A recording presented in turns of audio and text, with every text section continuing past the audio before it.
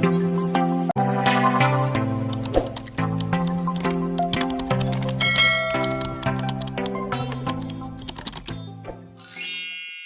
warahmatullahi wabarakatuh. Perkenalkan, nama saya Siti Alfi Khairun Nafi'ah, NIM E 2019-2192. Di sini saya akan menjelaskan kembali apa yang telah dijelaskan oleh Bapak Wadud selaku dosen pengantar ekonomi makro Islam. Akan menjelaskan definisi ilmu ekonomi, yaitu sebuah cabang ilmu yang membahas dan mempelajari tentang perilaku manusia dalam memenuhi kebutuhan dan memuaskannya. Nah, selanjutnya pengertian dari ekonomi Islam. Ekonomi Islam adalah sebuah cabang ilmu yang membahas dan mempelajari tentang perilaku manusia dalam memenuhi kebutuhan dan memuaskannya untuk mencapai falah berdasarkan pada prinsip-prinsip dan nilai-nilai Al-Quran, As-Sunnah, Ijma' dan Qiyas. Jadi, dalam ekonomi Islam itu bagaimana kita mengalokasikan, mengatur, dan mengelola sumber daya yang kita miliki. Tujuannya adalah mencapai falah. Falah adalah kesuksesan atau kemenangan dalam hidup. Bisa diartikan juga sebagai kebahagiaan lahir dan batin. Kedua, yaitu perbedaan ekonomi Islam, kapitalis, dan sosialis. Yang pertama, Islam. Yang Islam itu bersumber dari Al-Quran, As-Sunnah, Ijtihad, dan ulama. Dan mekanisme pasar bekerja menurut maslahah.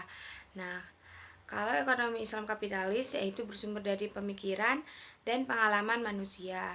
Mekanisme pasar dibiarkan berjalan sendiri.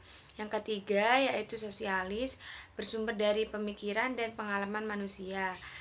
Dan perekonomian dijalankan lewat perencanaan pusat oleh pemerintah. Selanjutnya, prinsip-prinsip ekonomi Islam dari maisir, gahar, dan riba.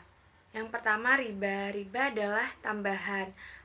Maksudnya pengambilan tambahan baik dalam transaksi jual beli maupun pinjam meminjam dalam transaksi jual beli. Riba itu hukumnya haram. Allah SWT berfirman dalam Quran surat Ali Imran ayat 130.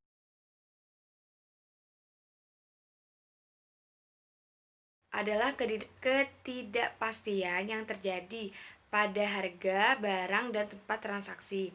Bisa diartikan, gahar itu mengandung unsur penipuan, kualitas dan kuantitas barang tidak sesuai dengan apa yang dijanjikan.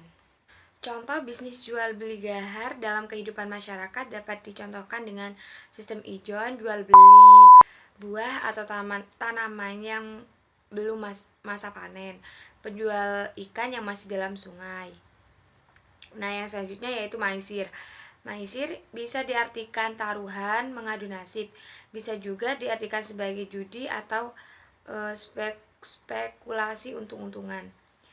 Jadi, maisir adalah setiap permainan dengan menggunakan taruhan harta yang diambil dari pihak yang kalah untuk pihak pemenang. Allah Subhanahu wa taala berfirman dalam Quran surat Al-Maidah ayat 90.